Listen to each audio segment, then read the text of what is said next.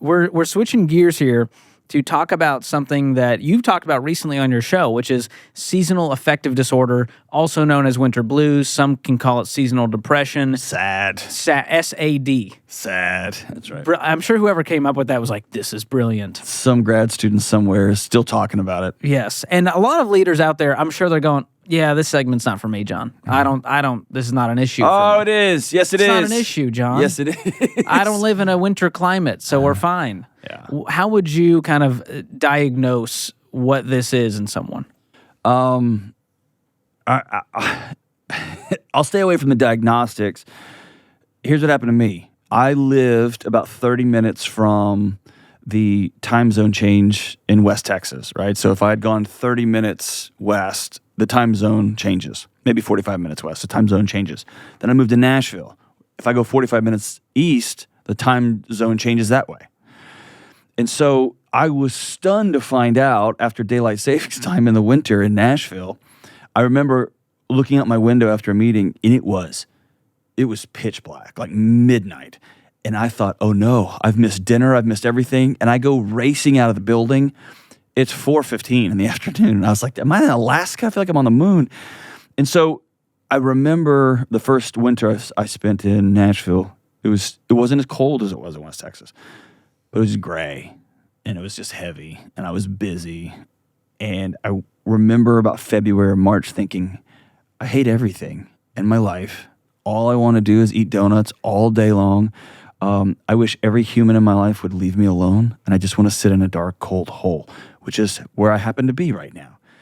And I remember walking to work one day. Again, it's pitch black in the morning, it's pitch black at night, and it hit me. This is the longest my body's ever gone without sunlight.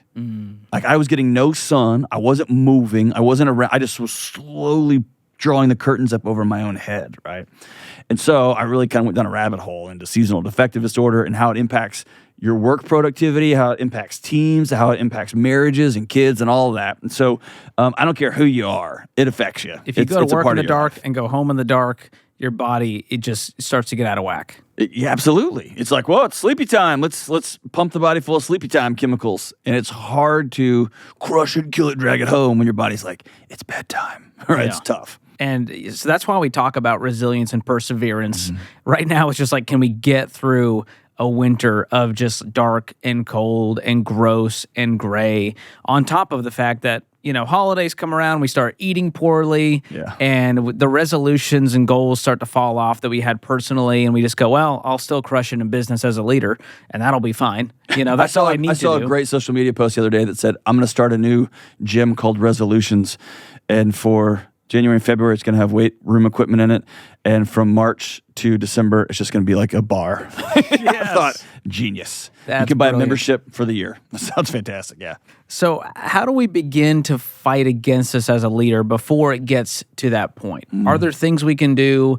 Obviously, we can't, manufacture sunlight, but there are ways we can still fight against this. Literally, we have, actually. I did that this morning.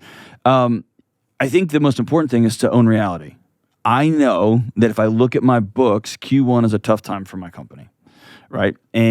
Or I've got more guys out sick. I've got more of my men and women who are leading our company or on the front lines of our company are reporting that their kids are sick or that they're exhausted or there's more drama or whatever. Let's just own it. People feel a little bit low when it's cold and they don't go outside, whatever. So let's own it up front. Let's own it in January. Let's own it in February. Let's own this is happening, and let's create some things like I have a light box that I bought off Amazon, right? And I sprung for the expensive one, but there's some cheap ones you can get. And this morning when I was preparing for one of my shows, I had this big thing on, and it's like being blasted with the sun. Is it like a studio light, or is it specifically meant to mimic daylight? It mimics daylight. That's what it does. But there's some research about even those small light boxes that are used for kids' art projects. Those help in the morning. When you have your coffee, just put them up, right? I have that up with my kids. I also do whatever I can to get morning sunlight, even when it's super cold.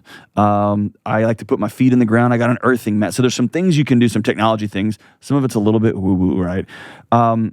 There are some things about my eating. I have to be intentional about it. And you've been with me at a couple of events when I intentionally got off the rails.